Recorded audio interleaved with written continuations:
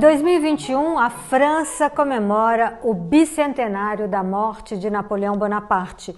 O primeiro imperador dos franceses morreu em 5 de maio de 1821, na ilha de Santa Helena, onde era detido pelos ingleses. Em 1840, seus restos mortais foram trazidos para Paris e colocados no monumento dos Invalides. Durante os 15 anos em que esteve no poder no início do século XIX, Napoleão Bonaparte decretou guerra às monarquias da época e dominou quase toda a Europa. A invasão de Portugal por tropas bonapartistas influenciou a história, o desenvolvimento e a independência do Brasil. Nesse vídeo, veja a opinião de historiadores na França e no Brasil sobre a relação de Napoléon Bonaparte com a história brasileira. Fin 1807, Napoléon décide, puisqu'il a proclamé le blocus continental, on n'a plus le droit de commercer avec l'Angleterre, il décide de mettre à la raison le point d'Europe qui commerce le plus avec l'Angleterre, c'est le Portugal. Donc l'armée française, petite armée, entre au Portugal. Le Portugal n'a pas beaucoup d'armée, il a une flotte assez importante, mais pas une très très forte armée. Et le régent, puisque la reine Marie étant folle, il y a un régent qui s'appelle Joao. Plutôt que de résister, en fait, il monte sur un bateau avec toute sa suite, avec tout ce qu'il peut de ses richesses, de ses domestiques, un petit peu d'armée, et tout le monde part au Brésil, qui est une colonie portugaise à ce moment-là. Ils vont y rester assez longtemps. Et puis finalement, le régent Jean devient roi. Il rentre au Portugal et il laisse ses fils, dont Pedro, qui va proclamer l'Empire du Brésil.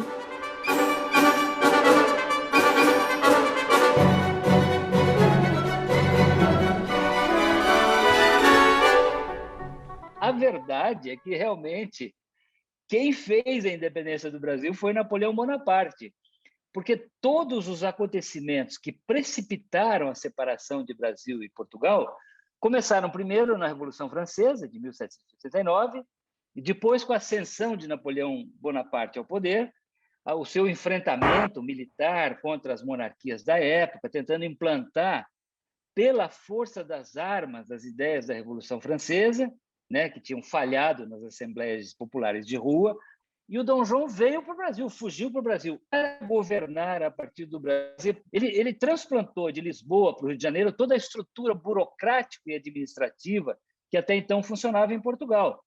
Ao fazer essa transformação rápida, acelerada e profunda, ele criou as condições para que o Brasil se separasse de Portugal. Sem Napoleão Bonaparte, o processo de independência do Brasil seria completamente outro.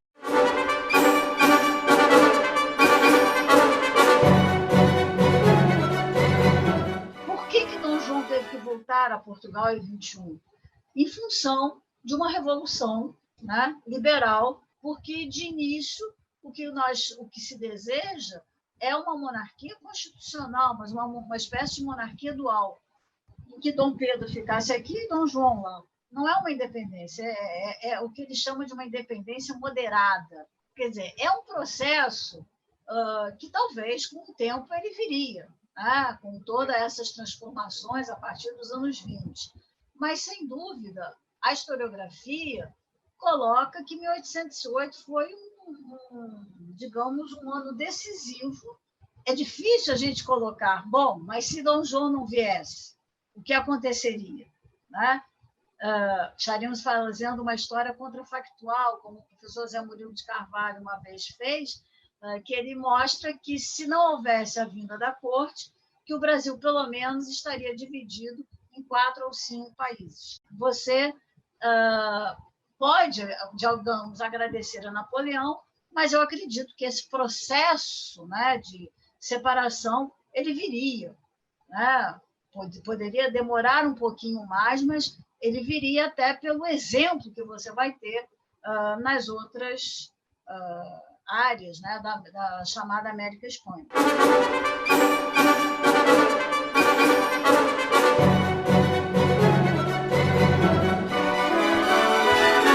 Mas existiam vários projetos distintos, vários projetos distintos. É muito importante ressaltar isso, porque a historiografia oficial, ela coloca a coisa como se né, estivesse escrito nas estrelas que, né, o 7 de setembro iria ocorrer, né, pela mão de Dom Pedro I, e que a capital seria o Rio de Janeiro naturalmente. E não foi bem assim, né? Como não foi também pacífico o processo de independência, né? Você tem movimentos de muita tensão, de muita violência antes e depois do 7 de setembro.